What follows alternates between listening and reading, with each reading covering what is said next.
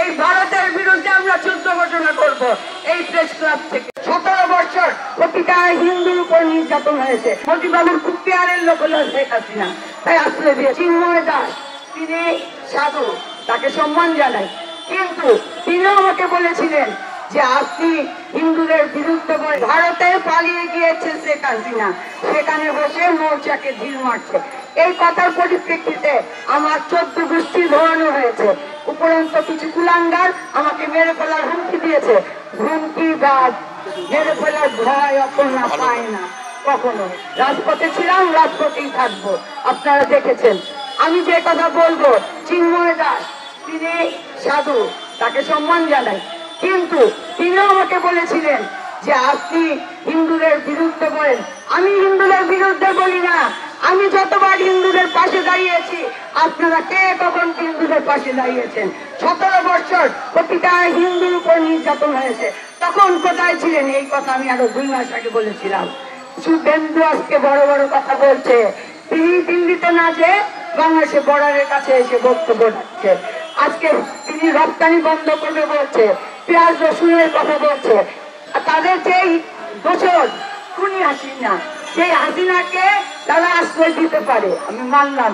মোদিবাবুর খুব পেয়ারের লোক হলো শেখ হাসিনা, তাই আশ্রয় দিয়েছে।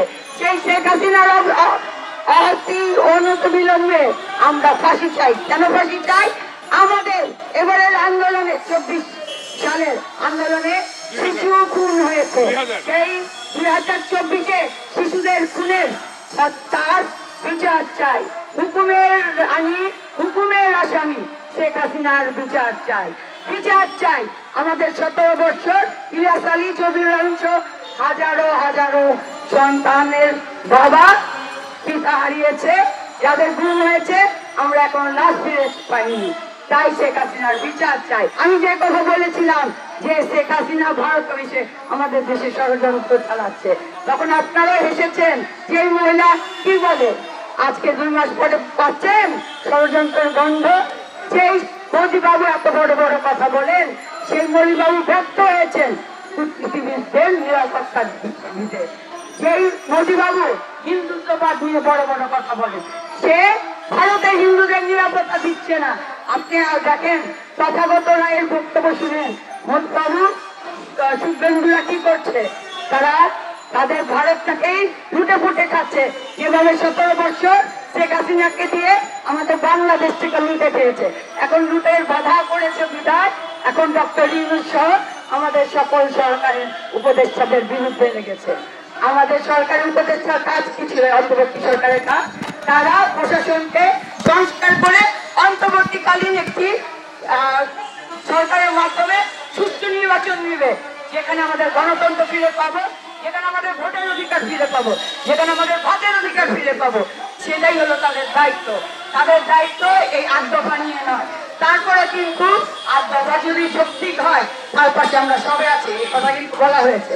তারপরে বারবার শাহবাগে আপনারা আন্দোলন চালিয়ে আমাদের হিন্দুদের শান্তিতে থাকতে দিচ্ছেন না। আমি এই কারণে বলছি, সংখ্যালঘু কথাটা আমি ঘৃণা করি, আমি বারবার আপনাদের বলেছি আমি সংখ্যালঘু নই, আমি বাংলাদেশি। আমি একজন বাংলাদেশি হিসাবে বলছি, আমার বাংলাদেশের যেখানে যেখানে আপনারা আঘাত করবেন, সেখানে থেকেই আমরা যুদ্ধ ঘোষণা করবো। একবার 71-এ যুদ্ধ ঘোষণা করেছিল শহীদ রাষ্ট্রপতি জিয়াউর রহমান, আমরা সে তারপরেই কিন্তু একটি বাংলাদেশ পেয়েছি। আবার 2024 সালে আমাদের সন্তানরা যুদ্ধ করে আরেকটি বাংলাদেশ দিয়েছে আমাদের।